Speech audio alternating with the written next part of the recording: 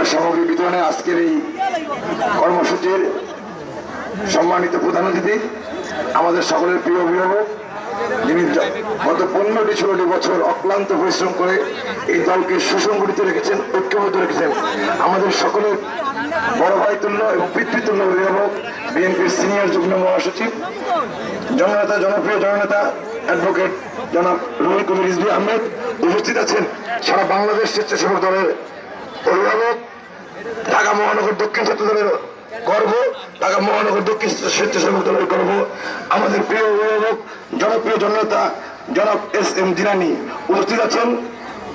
কুমিল্লা জেলা মহানগর বিএনপি নেতৃবৃন্দ, স্বেচ্ছাসেবক দল কেন্দ্রীয় সংসদের নেতৃবৃন্দ, আমার দীর্ঘদিনের